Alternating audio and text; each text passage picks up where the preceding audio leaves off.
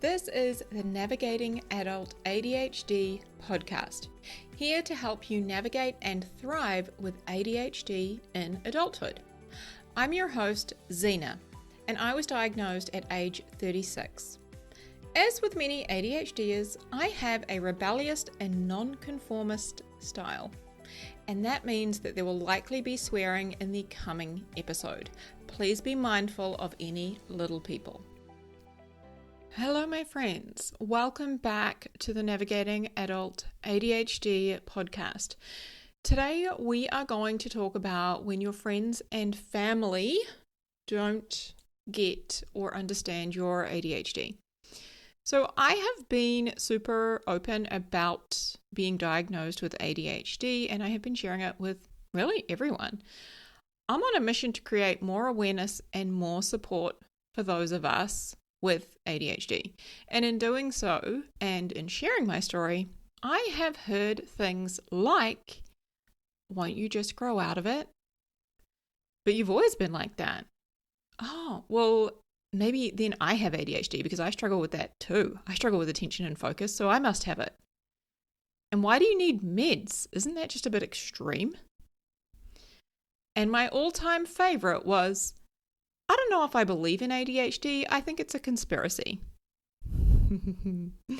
Now, I'll admit I did not quite know what to say to that last one. I struggled not to laugh whilst also feeling really angry that somebody that I consider a friend would say that to me.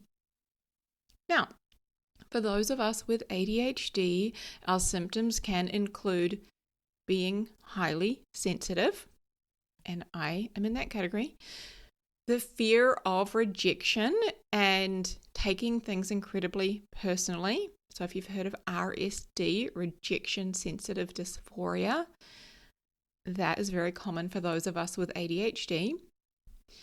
Struggling to regulate and process our emotions, and also experiencing a lot of frustration or irritation. Okay? So as you can imagine, if you're hearing comments like that and getting those kinds of questions or feedback, it can be really challenging for us. Now, I'm not going to lie, some of this has been pretty hard for me to hear and process. And on that note, I just want to acknowledge something before we proceed. I struggle with perfectionism and wanting to get things right. So for me, that means I want to say and do the right thing. I struggle a lot with right and wrong thinking, like very much all or nothing thinking, okay? And it's huge for me, and I know it's also huge for many fellow ADHDers. So that being said, my brain tries to tell me that before I can record and share this episode with you all, I shouldn't be affected by these kinds of comments. They shouldn't bother me whatsoever. It should just be water off a duck's back, or whatever that saying is. But that isn't the truth. And my number one promise to myself and to all of you with this podcast is to be real, raw, and honest about my experiences with navigating adult ADHD. Okay, I'm in it with you all. So now that we've cleared that up, I can take a deep breath. And the first thing I wanted to acknowledge is that you have permission not to tell people. You don't have to tell anyone that you don't want to tell about your ADHD. Sometimes we just need to give ourselves that permission to, not have to say or do the thing, or permission to say or do the thing. Okay? I remember when I was living in London, so I live in New Zealand, I grew up here in New Zealand, but I moved to London for a couple of years. And when I was living in London, my dad ended up in hospital overnight. Now, to this day, I don't know exactly what for. I think it might have been blood pressure related, but I don't know exactly what for, because I only found out years later when it was accidentally mentioned at a family dinner that we had. And when I found out, I was initially super pissed. I was really annoyed with my dad that he hadn't told me or that nobody else in the family had told me. And this is what my dad said to me. He said it wasn't life-threatening, and also it was his choice, his body, his decision.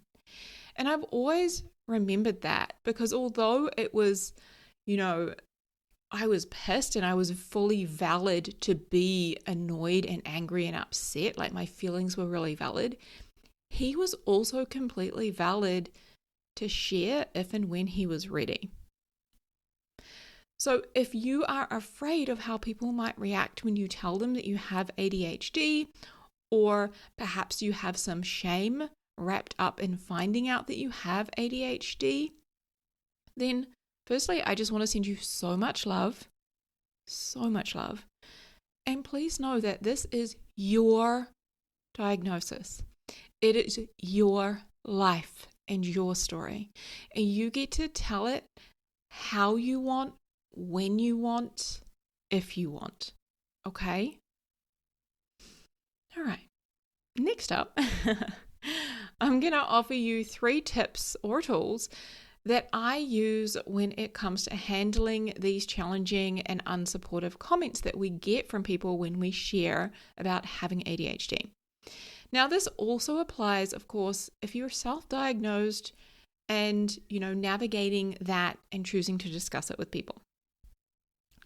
So first up, think about why you are choosing to share with this particular person or people. And maybe you can bring up an example of when you did share with someone and it didn't go the way you had hoped it had gone. Okay? Think about why you chose to share. Are you wanting them to understand you and why you behave the way you do? Are you wanting their support or perhaps their validation? So for example, when I chose to share with my partner, it was because I wanted him to know what was going on with me in the hopes that he would better understand me, and also because I did want him to be supportive. Whereas in telling my mum, I only told her because it was a significant life event and I wasn't expecting anything in return. I had zero attachment to how she was going to respond. Now, the reason why this is important is because when you want people to respond in a certain way and they don't, it's likely going to lead to you feeling upset or let down or frustrated. Now, I was really attached to the response from my partner, and we're going to dive into that a bit. But I wasn't when it concerned my mum. I was completely unattached to how she would respond. I didn't need her to say or do a certain thing. Okay, so number 1 is understand your ADHD and accept yourself first and foremost. My friend, we have ADHD. Our brains are wired differently, and that means that sometimes we behave differently to neurotypical people, to people without ADHD. So surround yourself with people like you, with people who get it, who have ADHD, and understand what it is like. Surround yourself with people who can, support you and also laugh at themselves and some of the funny things that we can do as a result of having ADHD. So, for example, one of the things I heard the other day is that we have thousands of screenshots on our phone, thinking that we're going to go back and use something or need it. My number is roughly 4,500. That's a thing we do. I think it's quite funny, right? So when you already have a tribe of people who get you, you don't need everyone else to get you. Okay, I'm going to say that again. When you already have a tribe of people who get you, you don't need everyone else to get you. So learn about yourself and your ADHD. Let your diagnosis be validation and affirmation. When I got the official diagnosis, I cried. I cried because it felt like such validation and confirmation. And it was like I could finally just let go and begin a healing process.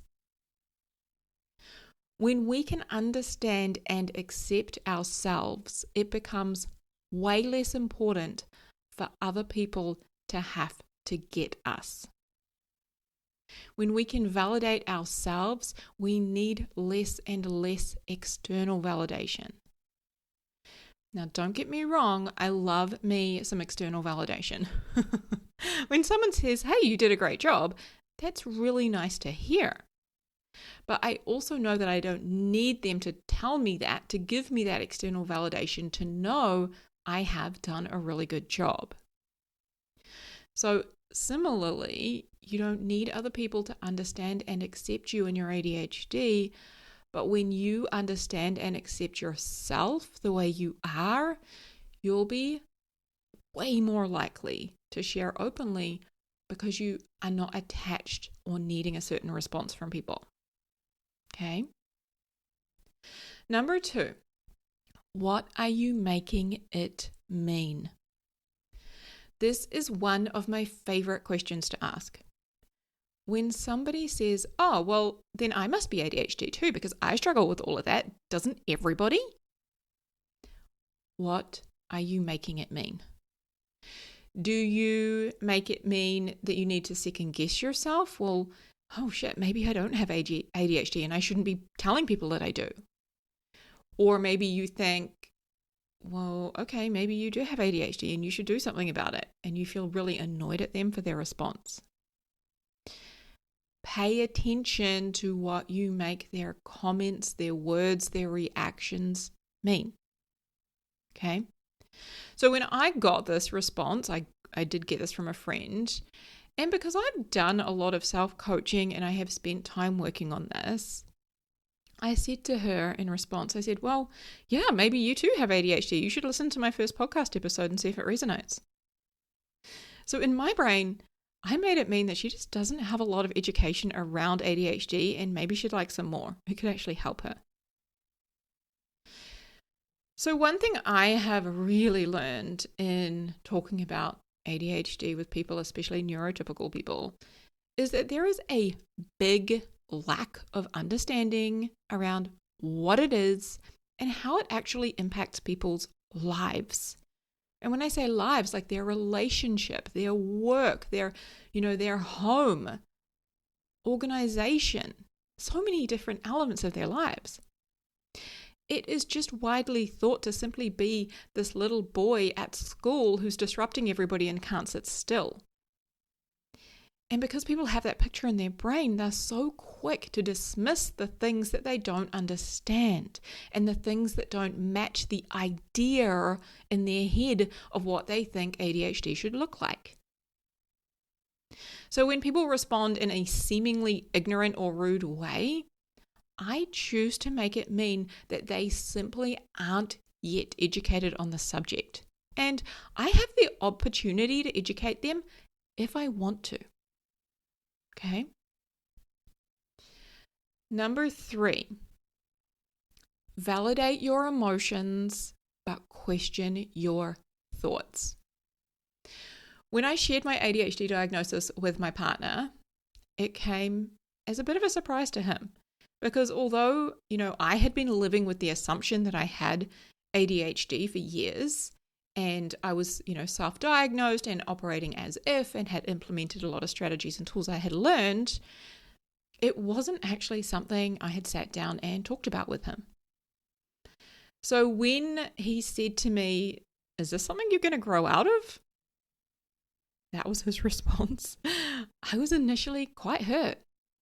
I shut down, I withdrew, I ended the conversation, and I needed some time out.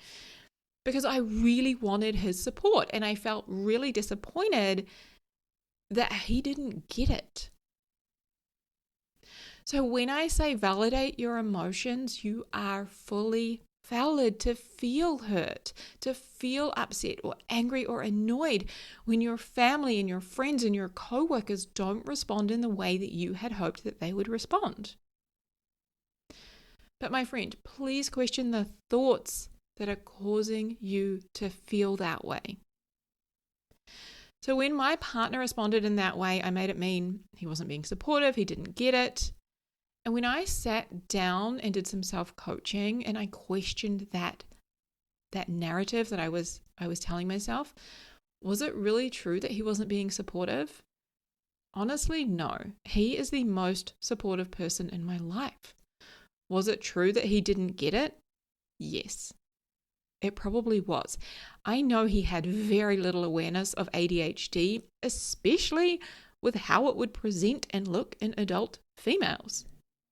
So when I questioned my thoughts, my emotions began to shift.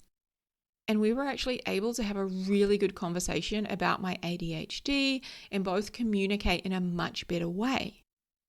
And that led to him being incredibly supportive. Some people have a belief that ADHD is simply reserved for naughty kids. So when we tell them, hey, I have ADHD, to them, it sounds like we are trying to tell them that the world is flat. And if you believe it's flat, imagine round, whatever. Okay? To them, it just sounds so strange and weird and wrong because they have this belief in their mind, this picture of what it should look like. Now, a belief is just like a van stopping next to us. And the window cracks open and the driver asks, "Are you coming?"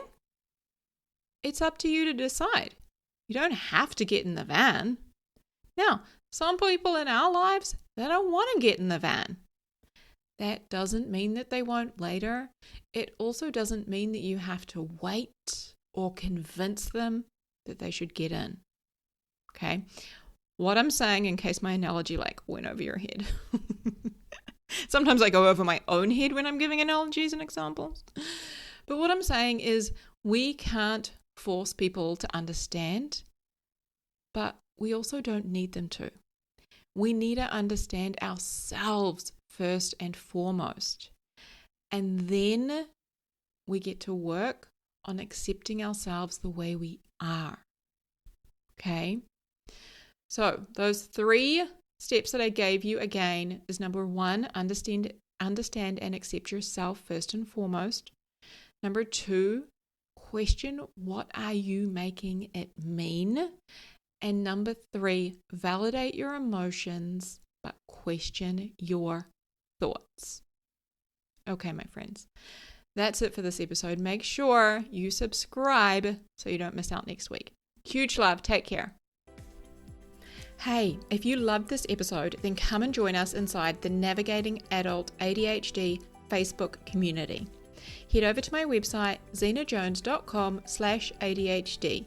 Make sure you add the /ADHD to get access to this group and for further resources and support.